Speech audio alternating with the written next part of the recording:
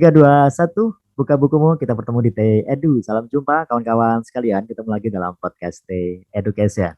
Pada podcast kali ini, saya tidak sendirian, saya ditemani oleh beberapa rekan yang dulu mahasiswa, sekarang tentunya bukan lagi mahasiswa. Saya akan membahas terkait satu topik, yaitu lulus kuliah 3,5 tahun. Direncanakan, diupayakan, atau kecelakaan lulus kuliah 3,5 tahun itu. Tapi sebelum itu saya ucapkan terima kasih buat teman-teman sekalian yang telah mensubscribe channel ini. Dan bagi yang saat ini sedang menyaksikan tayangan video ini, tapi belum mensubscribe channel ini, kami mohon agar berkenan meluangkan sedikit waktu untuk mensubscribe channel ini supaya kita bisa berjumpa dalam tema-tema yang lainnya. Baik teman-teman sekalian, sebagaimana saya sampaikan bahwa hari ini saya tidak sendirian, saya ditemani oleh 3 rekan yang lainnya. Ada Mas Fikri Hadi, ada Mas Andi Fitrianto, dan ada Mbak Aisatul Waliyah.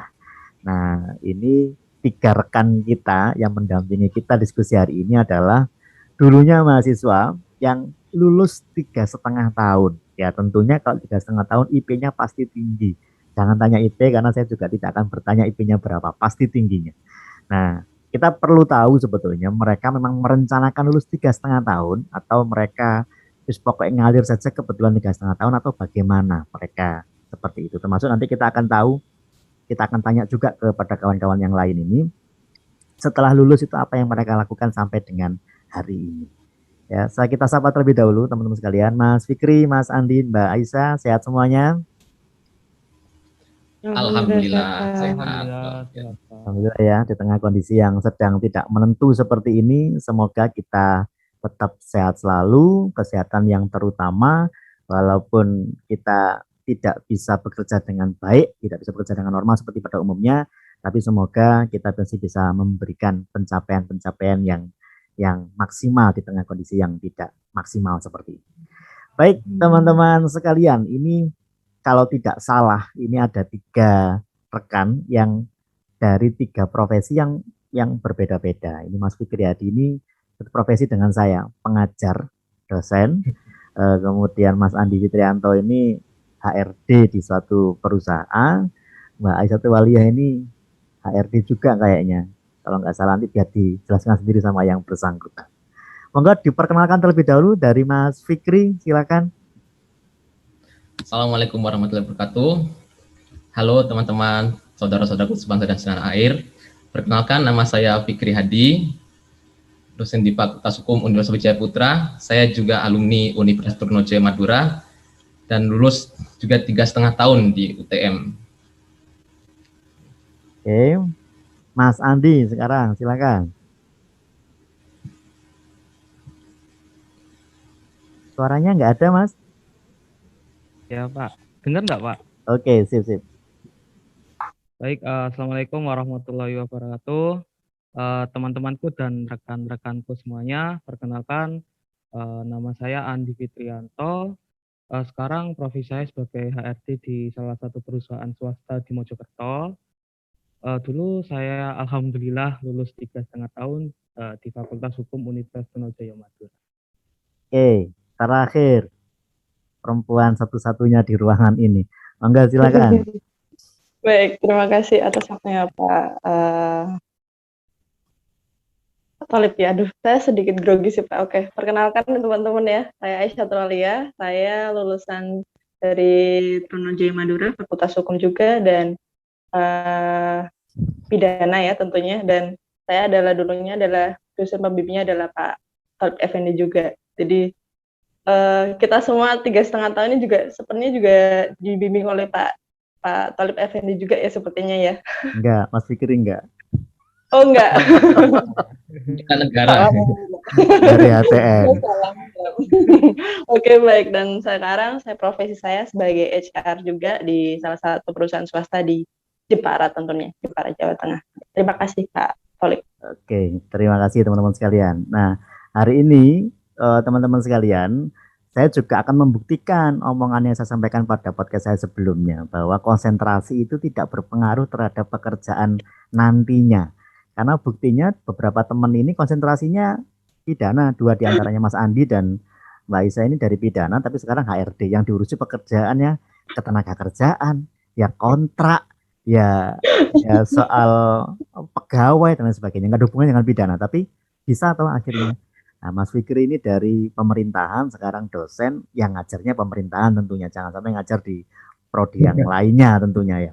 Nah, pertama teman-teman sekalian, lulus 3,5 tahun gitu ya. Kenapa saya membuat tema ini? Karena banyak sekali orang yang mengejar untuk bisa lulus 3,5 tahun, ditargetkan lulus 3,5 tahun. Kenapa ya? Tentunya lebih cepat lebih baik, biaya yang dihasilkan lebih sedikit ya dibandingkan dengan lulus lebih lama. Tapi ada juga alasan teman-teman yang lulusnya tidak 3,5 tahun, lebih dari 3,5 tahun, itu ada yang berdalih nggak penting lulus cepat waktu, yang penting lulus tepat waktu. Nah, artinya nggak harus 3,5, yang penting pas lulus, pas ono lowongan pekerjaan sehingga bisa pas dengan waktunya. Lah, menurut teman-teman bertiga ini, dulu awal kuliah memang di planning, direncanakan lulus 3,5 tahun atau tidak sengaja, lu ternyata sudah lulus padahal baru 3,5 tahun atau bagaimana? Kita mulai dari yang perempuan terlebih dahulu, Mbak Aisyah. Aisyah Tulwalia, silakan Mbak. Baik, terima kasih Pak Thalib Effendi. Aduh kok jadi saya duluan ya? Baiklah. Kalau saya bercerita sebelumnya Pak, kenapa saya bisa lulus 3,5 tahun? Saya salah satu penerima beasiswa bidik misi dan jauh juga dari orang tua. Terus kenapa 3,5 tahun? Itu berawal dari omongan saya atau keinginan saya lebih tepatnya. Saya kan salah satu mengikuti PEDEL ya. PEDEL itu kayak semacam mengikuti prosesi wisuda untuk kegiatan acara wisuda seperti itu. Nah, di saat itu saya melihat kok bisa dipanggil namanya di saat wisuda, itu gimana caranya sih. Nah, setelah saya mengikuti prosesnya itu, saat itu adalah salah satunya adalah dia lulus 3,5 tahun, terus kemudian dengan nilai yang bagus sehingga dia bisa dipanggil dan orang tuanya bisa, ya sesuatu hal yang sangat membanggakan nggak sih gitu loh, bisa dipanggil di segitu banyak orang banyak, terus kemudian orang tua juga dipanggil kayak gitu. Nah, dari situ saya mulai kayaknya bisa nih, Bismillah bisa. Itu di awal saya semester 1 ya, karena saya ikut menemui di semester 1. Jadi setelah itu saya kayak bukan mentarget sih, lebih bukan mentarget Pak, lebih kayak ya Bismillah aja sih ya, Bismillah aja, kalau bisa 3,5 tahun ayo, kalau enggak ya nggak apa-apa kayak itu, lebih tepatnya gitu. Nah, setelah itu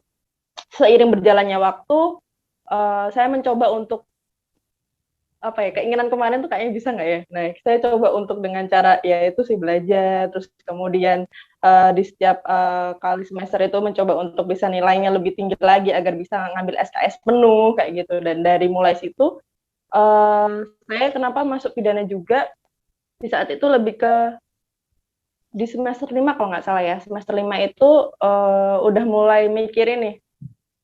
Nah, ngobrol-ngobrol nih sama Pak Thalib Effendi ini sebenarnya di semester 5 loh, curi start banget kan ya semester 5. Orang-orang masih pada mikirin apa, saya udah mikirnya apa gitu. Nah, di saat itu Pak Thalib Effendi bilang juga sih di saat itu, ya kalau mau 3,5 tahun ya pasti ada sesuatu hal yang emang dikorbankan dari beberapa orang sebelumnya, dalam artian kalau yang lain masih belum mikirin itu, kita harus udah mikirin kayak itu. Nah, mulai dari situ udah benar-benar kayak oke, nyari topik untuk buat skripsi nih, temanya apa nih, kayak gitu, lebih ke situ sih.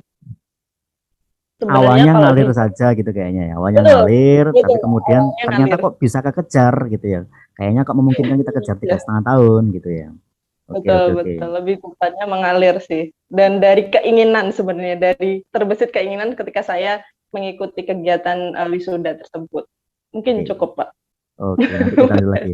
Mas Andi, sekarang dari awal kuliah memang terbayang 3,5 tahun atau ya tadi accidental nggak sengaja ternyata sudah lulus, atau memang ya apa Mas kok bisa 3,5 tahun itu? Baik Pak, jadi gini Pak ceritanya, awal saya masuk kuliah ini sebenarnya kan saya masih awam Pak, masih awam. Kuliah ini berapa tahun sih? Karena dulu kan saya memang basicnya dari SMK Pak, bukan dari SMA. Jadi basic saya SMK, jurusannya pun teknik komputer dan jaringan.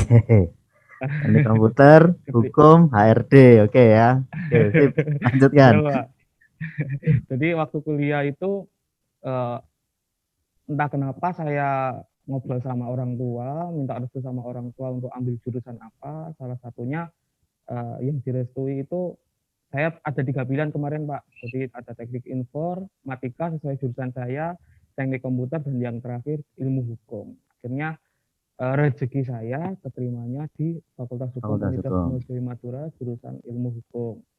Nah waktu itu saya masih awam, yang ada di pikiran saya cuman kuliah ini 4 tahun Pak, karena SMK saya ini pun juga SMK yang baru, jadi kakak kelas saya pun yang kuliah itu jarang Pak, jadi tidak ada referensi untuk tanya-tanya terkait dengan perkuliahan.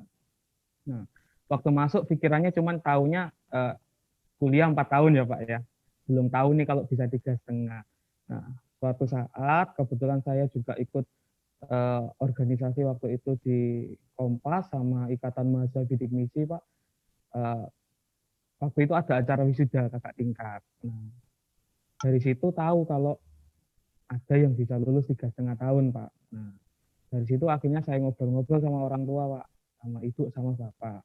Kalau kuliah itu ternyata tidak 4 tahun, bisa dikejar 3,5 tahun.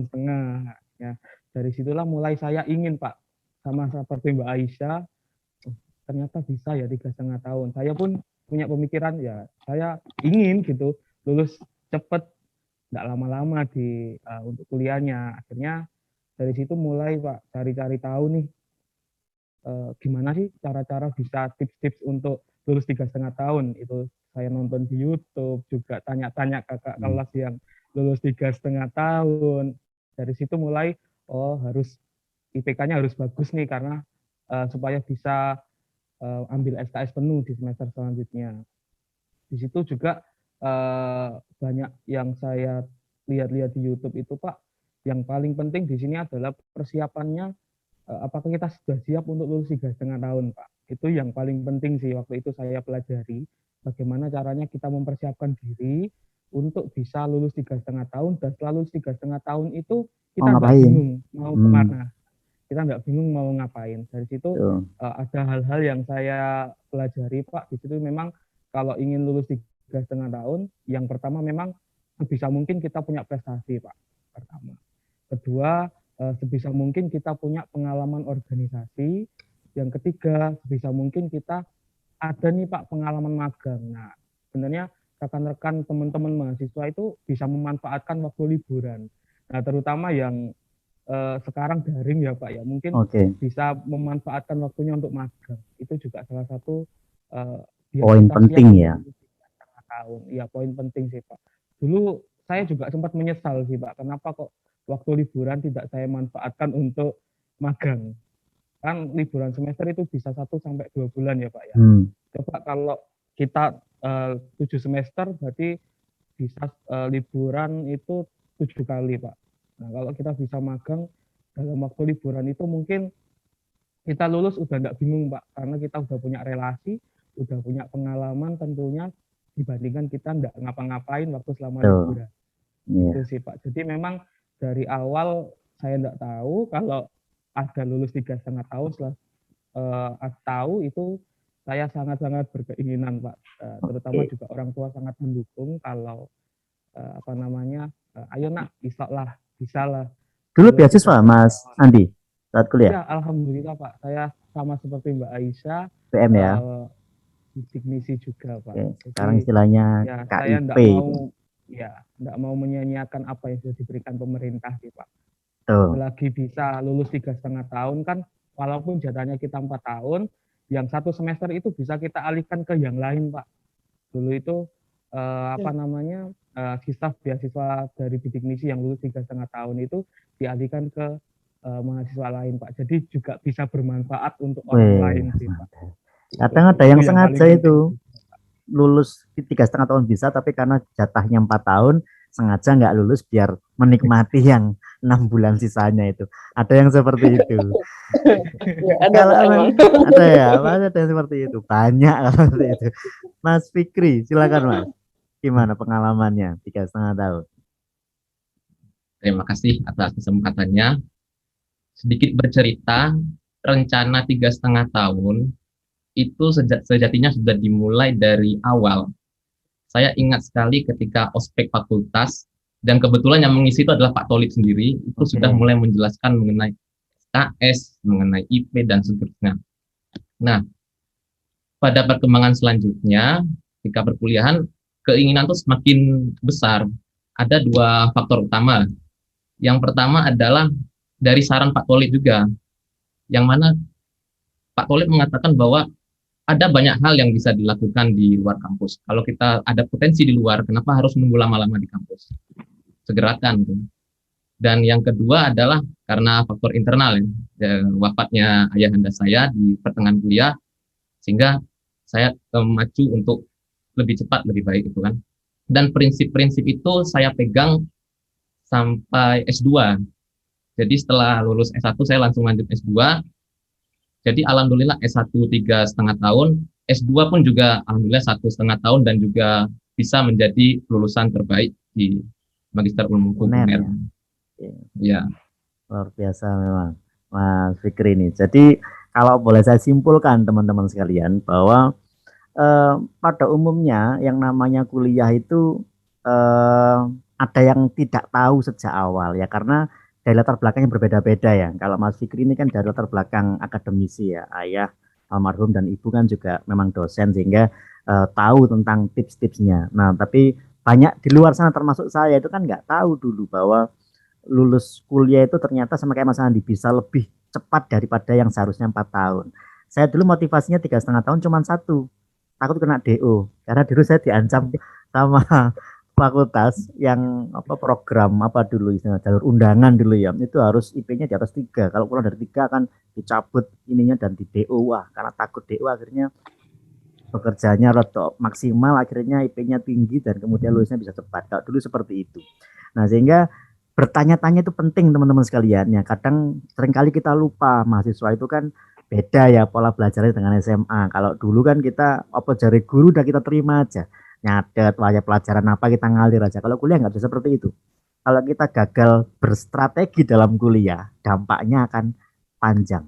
Lulus cepat hanya sekedar angan-angan saja kalau kita nggak berstrategi ketika kita kuliah. Nah, oleh karena itu ketika kawan-kawan sedang kuliah, yang kebetulan saat ini sedang kuliah semester-semester awal, nah sering-seringlah diskusi dengan kakak tingkat, dengan mungkin kalau ada dosen yang bisa diajak ngobrol, diajak diskusi supaya kita bisa terarah nanti lulusnya itu seperti apa dan bagaimana. Termasuk yang Mas Andi itu benar, lulus 3,5 mungkin gampang, tapi setelah lulus itu mau ngapain? Nah, ini yang jadi permasalahan. Nah, terkadang setelah lulus ada yang butuh waktu yang cukup lama untuk memikirkan saya mau kemana ini.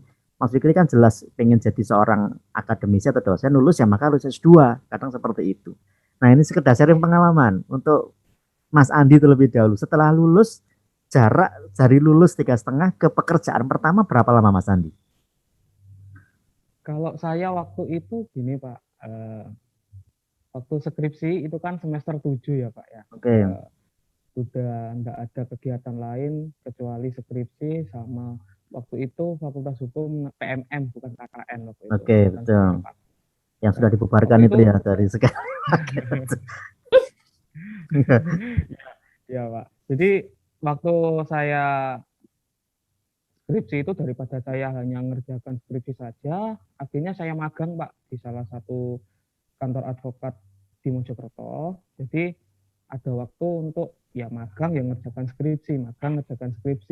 Mungkin dulu saya juga sering WA Pak Tolib malam-malam untuk bimbingan, karena di pagi harinya saya magang Pak waktu itu. Oke. Setelah itu setelah lulus ya alhamdulillahnya langsung direkrut. Langsung direkrut sama kantor advokat untuk magang di kantor tersebut. Nah, kemudian seiring berjalannya waktu, di situ kan kantor advokatnya juga fokusnya ke ketenaga kerjaan juga, Pak. Jadi ada waktu itu ada klien yang memang salah satu klien perusahaan swasta di Gresik. Nah, waktu itu setelah saya jadi konsultannya sama lawyer yang ada di kantor advokat tempat saya magang, setelah 3 bulan saya langsung direkrut Pak. Kebetulan HRD-nya mengundurkan diri. Jadi kebetulan HRD itu mengundurkan diri, daripada pemiliknya ini cari orang lain, saya direkrut. Saya izin ke lawyernya apakah boleh. Karena waktu itu dari itu saya tertarik Pak bidang ketenagakerjaan karena memang Oke. sangat luas. Tidak merasa Jadi salah konsentrasi kan ya, dari menyesal dulu pidana karena tenaga kerjaan yang diminati.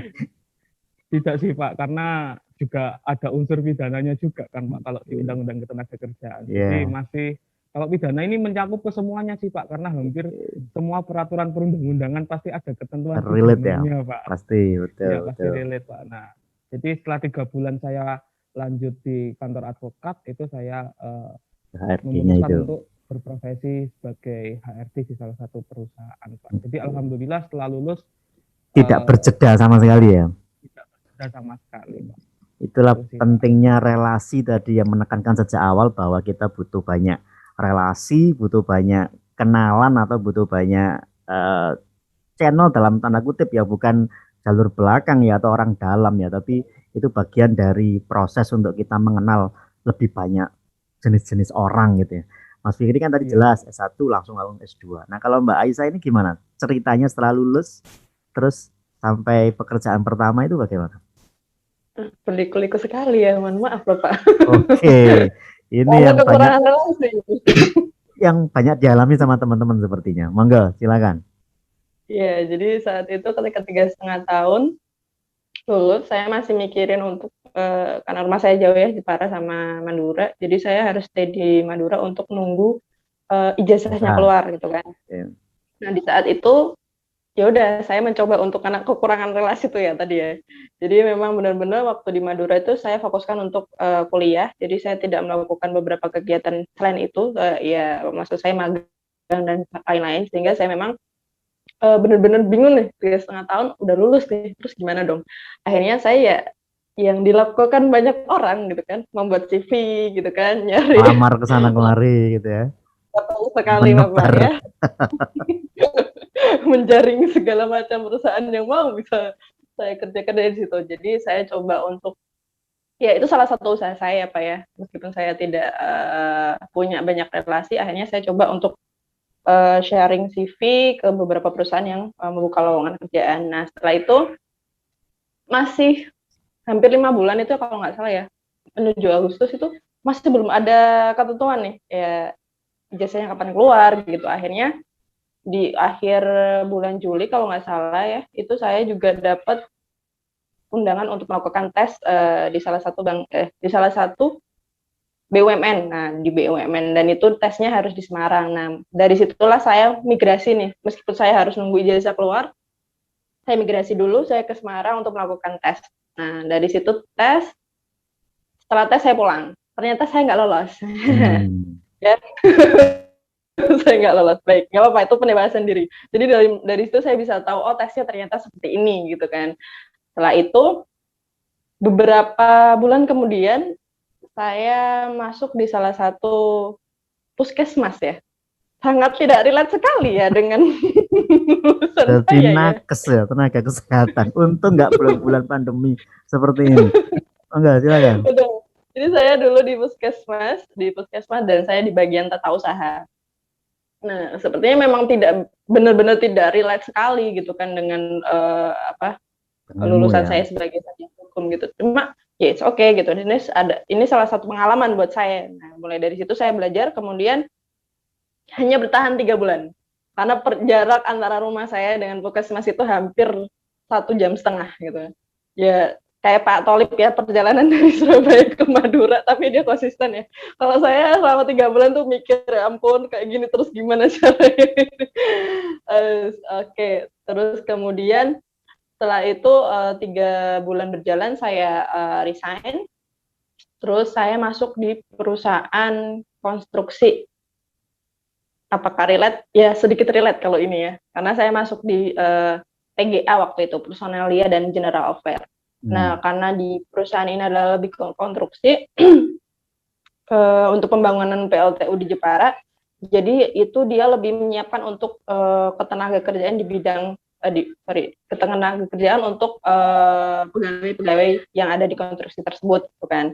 Terus, tapi saya lebih cenderung ke general affair-nya gitu. General affair yang which is di situ lebih ngomongin tentang suruh ngatur kendaraan, terus kemudian suruh ya tetap ada lah ya, personalianya tetap ada, tapi lebih cenderung ke GA-nya gitu kan. Dari GA itu saya mikir lagi nih, ini saya tuh masih bertanya-tanya sebenarnya ini kerjaan saya tuh harus Tupoksinya gimana sih apa gitu. Iya, sebetulnya gitu ya. betul. Tupoksinya ya apa, karena memang saya benar-benar nggak nggak ada pemikiran saya dulu lulus 3,5 tahun jadi HR gitu, karena nggak, saya dulu pemikiran saya adalah sama kayak Mas Fikri gitu kan, lulus 3,5 tahun nyari beasiswa lagi untuk bisa kuliah S2, ternyata nggak dibolehin sama orang tua gitu kan, disuruh kerja. Oke, baiklah ibu dan bapak, jadi saya bekerja sebisa saya.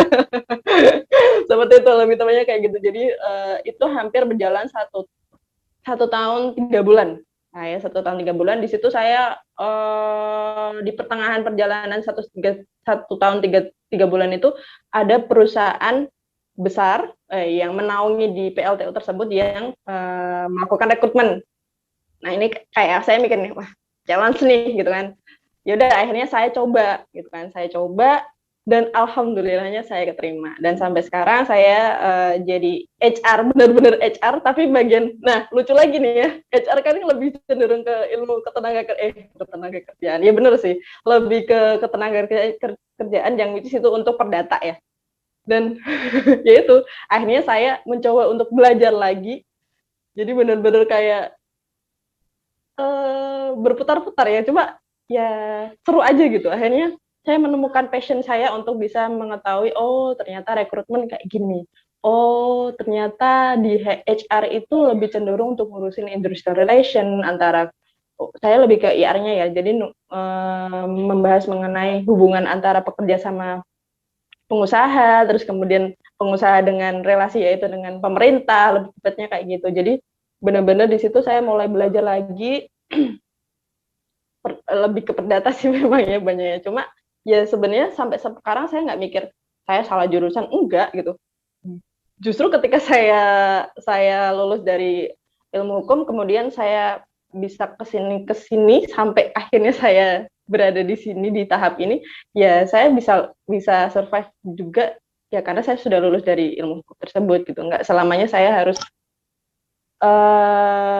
perdata nih, terus saya harus masuk sebagai mungkin lawyer atau yang lainnya, terus kemudian akhirnya seperti apa, ya itu pasti ada planning ya, untuk beberapa orang itu pasti ada planning, tapi saya benar-benar nggak ada planning sama sekali tuh, waktu lulus 3,5 tahun, orang tua bilang, ya kamu harus kerja, nggak boleh kuliah, padahal saya keinginannya adalah pengen kuliah, dan sebenarnya sampai sekarang juga, saya pengen jadi dosen nih, sama kayak Mas Fikri nih, tapi benar-benar nggak bisa kecapai. Ya udah akhirnya ya saat terdekat ya udah saya mau kerja apa aja yang which is itu bisa jadi pengalaman buat saya, dan sampai akhirnya saya di sini.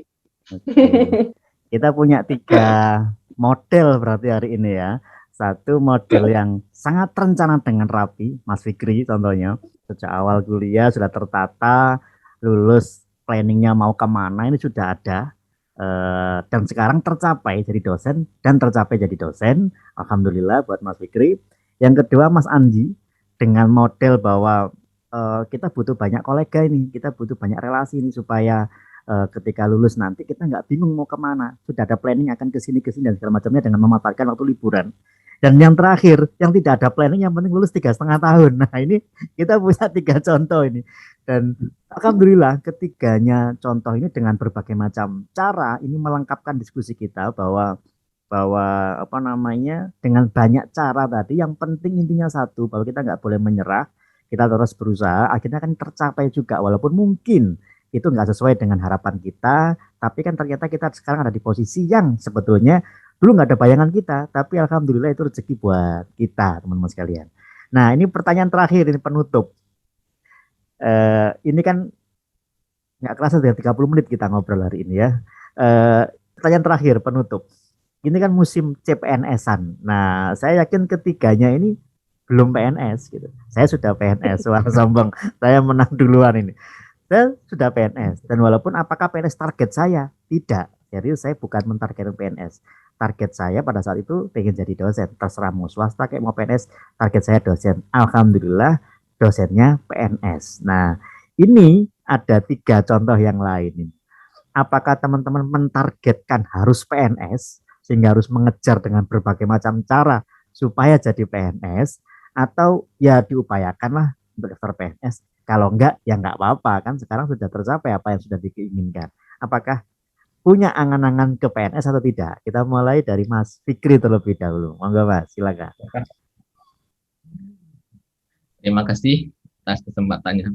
Wah, pertanyaan yang gimana ya? Menarik, menjebak, dan kalau ditanya apakah harus mengejar atau biasa-biasa aja, saya lebih suka menggunakan frasa pandai membaca peluang.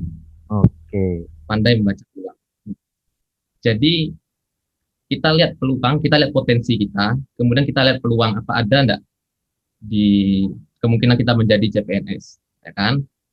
Nah, kalau ada peluang, kenapa tidak mencoba? Gitu. Kenapa saya tidak menggunakan frasa mengejar? Karena istilahnya gimana ya?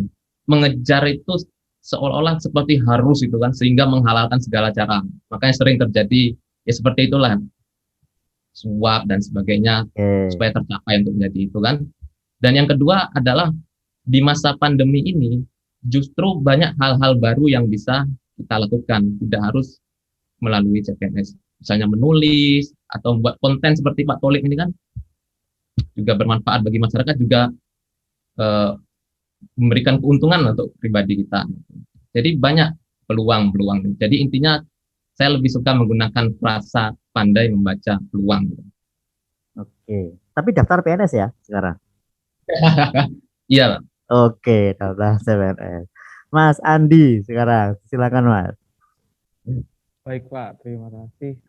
Sebenarnya saya juga sama sih Pak dengan Mas Fikri. Jadi kalau memang ada peluang dan itu mungkin relate dengan apa yang saya tekuni saat ini, ya kesempatan itu saya gunakan Pak. Mengapa tidak kita gunakan kalau ada peluang seperti itu. Cuman untuk mengejar juga sama seperti Mas Fikri, tidak harus mengejar sih Pak, karena ya itu tadi kita lebih ke peluang, kita lebih ke mencoba kesempatan yang ada. Kalau rezeki ya alhamdulillah, kalau belum rezeki kita bisa berkarya, tidak harus sebagai PNS. Banyak hal yang kita lakukan tidak hanya sebagai PNS Pak. Mungkin teman-teman banyak yang oh aku harus jadi PNS nih, aku harus jadi PNS nih, aku harus pokoknya selalu saya harus jadi PNS.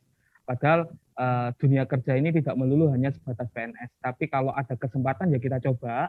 Kalau memang rezeki ya alhamdulillah, kalau tidak kita masih banyak yang bisa kita karyakan sesuai dengan apa yang relate dengan pekerjaan kita, apa yang relate dengan jurusan kita.